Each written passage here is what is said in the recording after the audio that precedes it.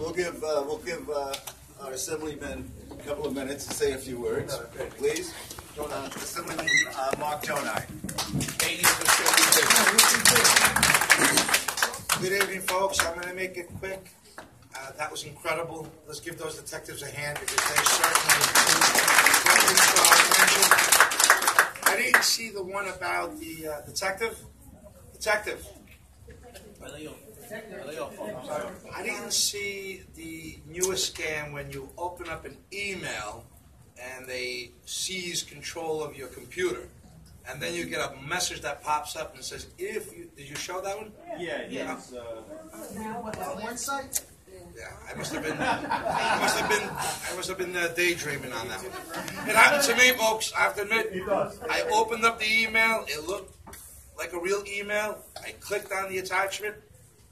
Computer started freaking out. A few minutes later, I get an email blast that says, if you want your information back, send this money, send whatever. My information was gone. All of my documents, all my spreadsheets, all my Word docs were all taken and corrupted. It's hard to demonstrate here, but whenever you get an email, if you just hover over, it might say Best Buy, and it looks like, oh, it's a flash sale. It might be Amazon, it might be eBay. It says eBay, or a lot of times what they'll do is PayPal scams. A lot of us buy, I do all my shopping online. So it says, oh, there was a problem with your payment to whatever you just bought on eBay. So it looks like it's coming from PayPal, and it might very well be a problem with it for whatever reason, you need to read off your code or whatever it is. If you just hover over the sender information, it'll actually show what that link. So you're seeing PayPal, but then it's actually like PayPal that it's something that's not PayPal. So if that ever happens, go into your PayPal account and see if you have the same message. Because if you click on that, you're going to some site that might, rip your computer off. If you go into PayPal and you see that the payment was processed, PayPal will ask you to forward that email. I don't even touch that email. I just put it into junk. And This one was a legitimate email from a email address that I was familiar with. So they were able to steal that email address. They copied that, and it looked like it was coming from Joe Thompson. It wasn't Joe's, by the way. So open Joe's email. It wasn't Joe's. I opened the attachment. It literally seized control of my computer. It took everything. It was incredible. But be mindful. Back up your documents. Back up your computer so that's safer. Let me begin by introducing one of my newest staff members, Dylan Tragney. That is my executive coordinator. You'll be seeing him around often. He's a great, young, educated, intelligent, articulate young man, and he really believes in this community, and we're going to be very lucky to have him with us. Captain, thank you for the wonderful report. You did forget to mention one thing, though. What's that? Your number of bicycle officers is now 6. The largest in the city. Nice. Guys, this is an accomplishment. And they were out there today in that cold. And I have to tell you, it wasn't admiring, but it was great to see them out there. Rather than foot patrol, this bike patrol, it really works. They get to cover a lot of ground. They get to see the people on the streets and people interact with them. This is a wonderful program. I'm so grateful that our precinct has more than any other precinct in the city, and I hope those numbers continue because Batman and Robin here can use a few pounds to lose, and we'll get them on bike sooner than later. But I thank you. Yeah, thank you. We'll talk a little bit about Halloween on Monday. The tragedy that happened last year shouldn't be forgotten. 3 lives were taken. I think it was a 12-year-old, a 24-year-old, and a 60-year-old. We have a little service for them, moment of silence type of thing, not too much, but just a few blocks away, we're going to be having a Halloween celebration. It's a big concern. The two don't mix, but we have partnered up with Jeff Klein and Senator Jeff Klein and Assemblyman Michael Benedetto, and we've dubbed it Safe Streets and Safe Treats. It's a concern for parents having their children out there. It's always a concern where they're getting candy from. This is just another way to keep everybody in one area, and hopefully our stores and our home residents will come out and be a part of it, and we'll have some festivities and carnival activities and giveaways. I'm always amazed at how great our precinct is. We truly live in a great neighborhood and community, we know that. But when you hear officers actually want to give out their cell phone number, we truly are fortunate for those that are protecting us, the men and women in blue. Let's give them a round of applause. That's fantastic. I give out my cell phone, and I do it sometimes with cringing, not knowing how it's going to circulate and who's going to call me and for what reason and what time of the night. So I really applaud you for being so open and willing to communicate with the residents of the 4-9. So thank you again. We have Natalia or Liliana, who are both here from my staff. Someone's going to update us on a slew of activities that we're going to have over the next month or so. And with that, I just say, be safe. Thank you. Remember that I'm always there for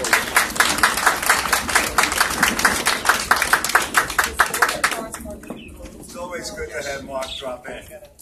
I always have something great to say. Joe, Listen, I'm interrupting. I had a question. We're not going to do any party stuff. Huh? This has got to be strictly cop stuff now. And I'm only giving people 1 minute. Joe, hold on.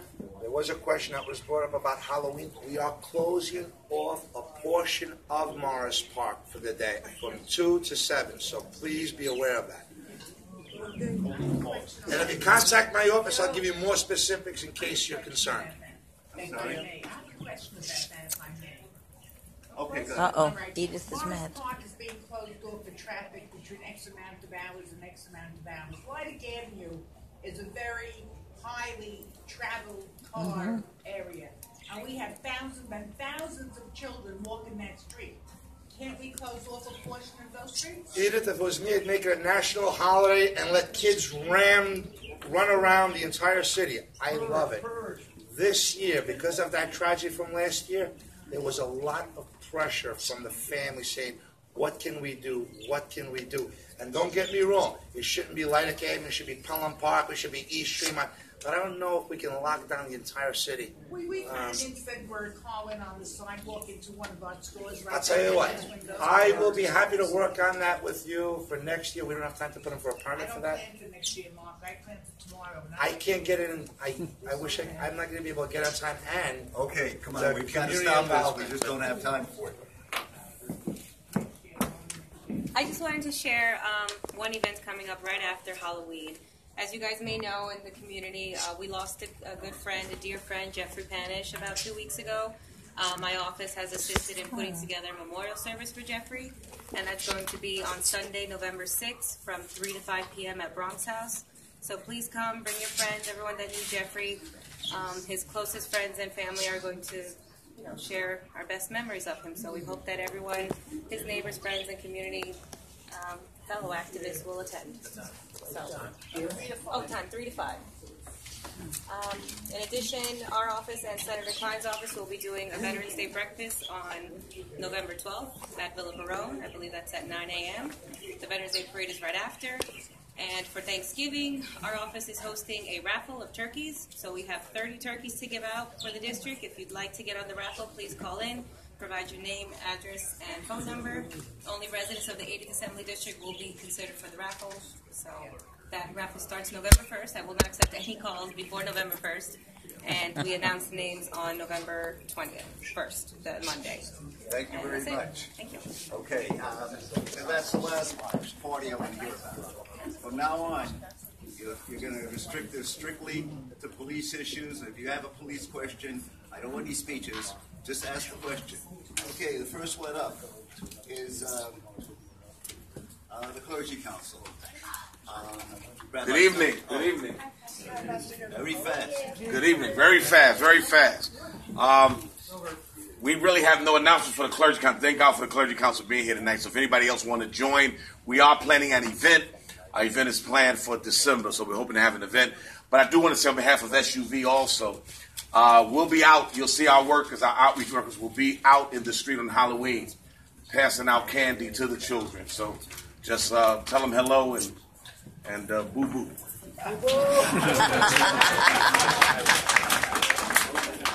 The Clergy Council does a great job. They're out there in the street on SUV. They're marching against crime and guns. So they do a great job. Allerton homeowners, Rolf Lancia. Good evening, everyone. I'm the head of patrolling. There's not much going on. Everything's quiet except the drivers with the car, they don't make the stop sign. My patrolling, they go 10 to 15 miles an hour, but the stop, they don't stop. They speed like, not tomorrow. And everything else is okay. Patrolling, they go 10, 15 miles an hour to see what's going on in the neighborhood. But those cars, speed bump and everything, they just, that's it. That's all I have to say. So you're saying our vehicles are going through the stop signs? Pardon me? So you're saying our vehicles are going through the stop signs? Ours, yeah. Police vehicles. Thank you, Ralph. Yeah. Van Nest, John.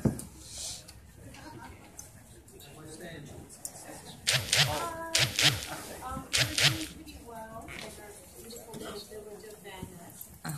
We have one property, I don't know if you want to see actually, where we have repeated problems with individuals loitering and hanging out very frequently after 2 o'clock at night, and it's a problem. So I don't know if I should come to one of you afterwards and give you the address, or you want me to? Yeah. Okay, and that's it.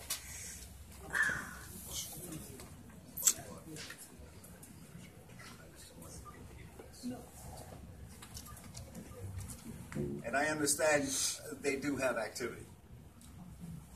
Okay. So the cops are on top of it. Allerton International Business, Gene DeFrancis. Thank you, Joe. Hi, everybody. I want to first thank the 49 Precinct for joining us and doing another cleanup activity. We did the mailboxes and got to inspect them. The police officers were able to inspect them firsthand. One of the interesting things, thank you, detectives, the missing collection sign, the times, were missing on several of our boxes, so I don't know if we need to report that and let you know, because since that was one of the signs. So, again, thank you. We're collecting the holiday lights now, and the only reason why I bring that up is because the neighbors, it is a security issue, so just want to let you know that we're pursuing that to light up Allerton Avenue and nothing else, which helps, especially for the seniors. They really appreciate that. We finished the mural on Holland Avenue, so if you saw guys writing on the wall, that was my guys. So that wall won't be tagged up anymore because that was a heavily hit area. We're also going to work with the councilman and whoever else wants to help us with the alleyways. That's an ongoing thing for the corridor. So the one between Holland and Kruger, we're working with the two businesses on either side to pave that, clean it up, and attach a mural over there because it's going to take a lot of scraping and cleaning up to that. Also want to bring up R-Now, which was also brought up again today. The U-Haul, I'm going to go talk to U-Haul. We don't really represent U-Haul or the outer White Plains Road areas, but it's becoming a problem and it's starting to spread. The shelters, there's a really good family that's in one of those shelters. They're out on Allerton and Holland now, and they're every day. I've gotten to have a good conversation with them. It's a woman and her kids. Good family, needs some help. So if the clergy, if any of the elected officials want to go out to Holland Avenue, interact with them, and encourage them to get off the streets politely. Like I said, they're good people, but it is agitating the residents because they're there every day now. It's like they set up shop. Want to thank whoever's putting up the flyers for us to promote our flea market, but we don't attach flyers. The police issue. This is because it's illegal to attach flyers. We don't do that. We don't encourage it. So if you're doing that for us, please stop. We spend a lot of time and money painting the poles, and we just painted them last September, and the paint is coming off already because of all the taping on and off. So I want to thank you if you're doing that, but please stop. And that's about it. We're working on the cameras. That's still ongoing, and hopefully before the spring, we'll get 40 new storefronts with storefront cameras. And Officer Rios, pleasure to meet you. Look forward to talking to you. Thank you.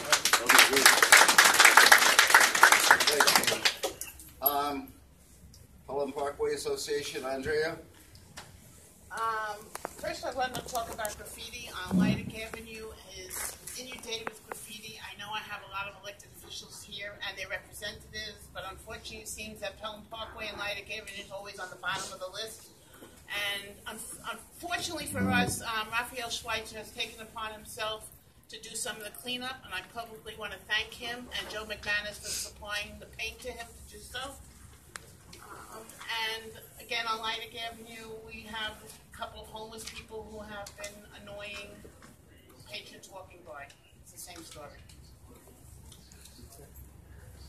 Okay, thank you.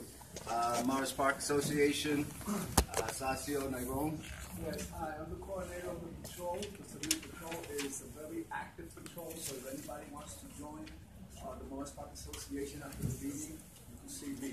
But with this in mind, I just want to thank our community is doing very well because of the reason of the great relationship that we have with the 4-9 precinct. With the 4-9 and our civilian patrol, the community is doing awesome. So I just want to thank the 4-9 for having that good relationship with us. But that's all I really have to say. And today, I will definitely do whatever I can with Halloween to have some of my guys there to help us. Thank you. Thank you. Okay, thank you. Bronx Park East Association, Raphael Schweitzer. Hi, Christian. So, Bronx Park East, we cover the Sector Henry area, which is the highest crime area of the precinct. So, to my knowledge, our meeting is tomorrow at the Stand. Just want to publicly thank Deputy Inspector Walton. Jay was there. Hickman was there for the breast cancer fundraiser at Gasolina. It was nice to see all the officers let loose. I apologize for my singing performance at karaoke. Yes, Andrew, if anyone needs help painting over graffiti, my strategy is using spray paint. It's quick and it's clean and it paints it over. All right, now on to the list. Small list, short list, Joe.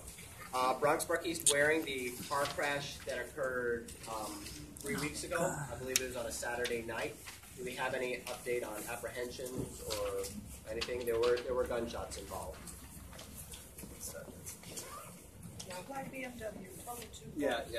Yeah, we're familiar with that. We actually have an ongoing case involving that accident that I can't publicly comment on all aspects of it, but we're working on that. Thank you. Obviously, wearing playground, communication with the captain about the, weed smoking in the playground, basketball courts, usual stuff. Thank you for the comp stats. This is very important. This was posted on our Bronx Park East Facebook group. It's about Rapid Realty on 2526 Wallace Avenue. Someone posted that a supposed realtor named Crystal Bozuto requested a $150 fee for services to help this person find an apartment. And Crystal did not answer phone calls, did not answer anything. She was given the $150 money order. And only today, when this person who requested the services sent her a text saying, I will complain to the Better Business Bureau, did Crystal answer and say, oh, well, we don't have a lot of listing, blah, blah, blah. So the person who got scammed searched Rapid Realty and Crystal, and there's been a lot of complaints about this person. So I would like to, just me, not to have speaking on behalf of anyone else, be very careful with Rapid Realty. It's Wallace Avenue, right by Boston Road, 2526 Wallace Avenue. Again, this isn't confirmed, but she hasn't been contacted for weeks, and she's already paid a fee. Real quickly, with what Assemblyman Joe and I said about backing up documents, what I use is Google Drive. Whenever I do a document, I have the internet connected, Google Drive open. Within minutes, the Word document, PDF, whatever, backs up automatically. If you have a fast internet connection, it works. It's $9.99 per month for me. That's for 1 terabyte, which is 1,000 gigabytes. You can do 100 gigabytes for only $2 a month. Finally, our group, we do neighborhood watch walking patrols during late night hours, whenever. If you're interested in participating, we'll cover Sector Henry, borders of Williamsbridge Road, Burke Avenue, AD Avenue, Bronx Park East, and Pelham Parkway North. Feel free to contact me or contact Kenny. Thank you. Thank you. Thank you, Rob. Okay, I think I've covered all the community groups. Okay, our Assistant District Attorney would like to make an announcement from the District Attorney, and please do, Jen. Hi, Jennifer Cruz. 30 seconds, you can time me. The District Attorney today met with members of the community, and she just wants you all to know that she is going to, she's assembled a team of District Attorneys to investigate the death of Deborah Danner, so she's just asking for your patience while she investigates the matter. And also, if there's anyone here who has a high school student that you think may be interested in our youth trial advocacy program, it's actually a great program that happens in the spring. It teaches them how to try a case, and a lot of our attorneys are there to mentor them. You can talk to Rayshon Horry at 718-838-7626. That's it. Thank you. Okay, thank you. And now, for some of our representatives, I know we have a few here. Please just say hello, and if you got something related to crime, that's fine. Just be rapid with it. If it's not related to crime, just stand up and introduce yourself. Let people know that you're here, that you are representing our elected officials. So, do we have anybody from Jimmy Vacca's office? Okay, Jeff Klein's. Okay, I know I got a call from Richie Torres, our council person, and they couldn't be here. So, that leaves Mark. Nobody else can, oh, I'm sorry. Senator Thompson. Go And ahead. also Senate District 36, our number 718-547-8854. We're located at 959 East 233rd Street. And if there's anything that you need us, please give us a call. Thank you. District Senator Thompson is now with the governor's cabinet. We're by the governor and by the minority leader of the Senate. We're still providing full constituent services until December 31st, and we're still attending meetings and doing such in the 36th. So if there's any problems, please give me a call. Thank you.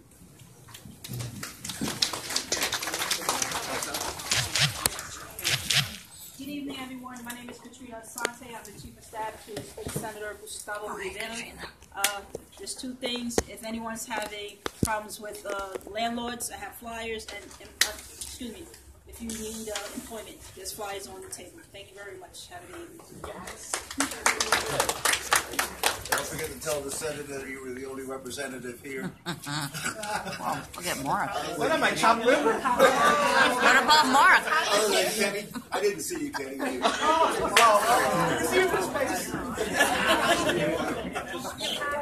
Okay, now we're going to go into our gallery session. Is this Nefty Weiss?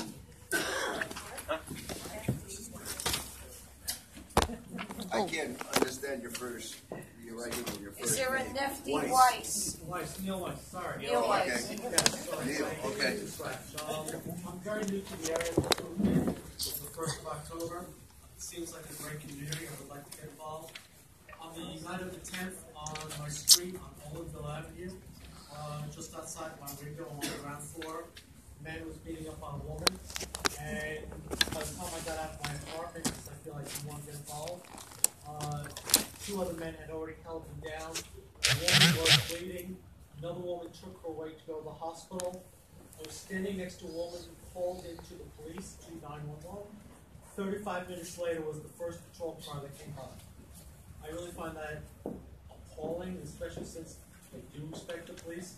My son is a new police officer in Washington, D.C., going into the FBI, so I do respect the job that you do. I'd like to know from the commanding officer, is that acceptable? Is that the normal time span? Because the gentlemen were holding this guy down, and by the time he had calmed down, they let him go. That's one. Number two is on this past Sunday on the Bronx River, Bronx Park East. A lot of motorcycles with kids riding around. One, when I was moving over for one guy, another guy got in front of, he kind of kicked my car. Not a big deal, but it is a big deal. I'd like to know if there's anything you've done about that. And to the councilman, maybe it was WikiLeaks from the Russians. So we may find during Yeah, but I would like to know if the response time is acceptable. And the Turks. regarding the first question, no, that's definitely not an acceptable response time. It's anomalous for us. Generally, our response times for priority jobs are under 5 minutes. I think the city might actually have a website that publishes our response times. It's like it's the mayor's office of data analytics website. I can't speak to that specific incident. We can definitely look into it. It was on the 10th, you said? I'll see you afterwards. Yeah, okay. I have all the details. Okay, and on the second matter, these roving bands of bikes are definitely a priority. I know in the last 28 days we've had 8 calls for them on 3 distinct dates. So we're very aware of these groups. I don't know if you've seen any of the news coverage, but we tend to seize these bikes, and I guess we had I do see it sometimes, but it just, I mean, I'm sure you're aware of it, but it was dangerous. There was a family of 3 people that were walking across the street, and they went through the red light, and I think it's just dangerous for everybody, not only just for the riders, but also for the pedestrians. Yeah, I agree. We do motorcycle enforcement set priority in this precinct and in the Bronx just because of these groups. We wrote 15 motorcycle summonses last week, and the season is going. And when we do get those bikes, we seize them. So, yeah, it's definitely a priority. And you'll speak to about We'll even call aviation for these large groups of vans and have a helicopter track them to wherever they're hidden in the storage facilities. So we put a lot of resources into those. Thank you for bringing it up. Christina Leanne. Hi, Joe. Hi, Chris. It's just a request to I was advised by 311 to make a request. Sinking catch basin on Williamsbridge Road between right by Mazzy Park and in front of a NYCHA building. It's between Waring and Mace. And the catch basin is sinking, it almost looks like a sinkhole. The top part that's up on the sidewalk is, coming up. And I was advised to ask for a couple of cones so that people are aware of it. And because people park along that where it is, and you get a back tire coming right up on the edge. It looks like it's going to become a sinkhole. Sure. 311 told you to get cones. 311. Did 311 forward this complaint to DOT? What's that? The Department of Transportation? Did they forward any of the information, or? No, they didn't forward it. All right. I do have the complaint numbers for that. They said it was 2 different things because one thing is a sidewalk and one thing is a street. Yeah. So, but they told me also that I could make a request for cones. So I figured, well, I'm coming to the meeting tonight, so I'll figure I'd ask. And the building the NYCHA building is kind of in front of this 2445. The first one right next to We can look to see if we actually have extra cones like that, but what we should do and what we will do is take that specific information and forward it to DOT and whoever handles the I can sidewalk. also forward somebody the complaint number if you want. Christine. Yeah. Christine. And the other thing I want to say was about a year. This thing's been there for over a year. But last year, they had a mobile unit right across the street from where this catch basin was because of something that happened. So there was a mobile police unit up there for the summer, but it was across the street. But I guess nobody's. So I'm talking about it. Nobody's talking about it. Yeah. Okay. Good. So yeah, I can forward that later. Look, I don't have it with me. I can forward that. Leanne, why don't you also contact the community board? Yeah. If you haven't already. I think I did. Yeah. I think I did. Follow up with them. Follow up with Jeremy or the office there. Marcia Lewis.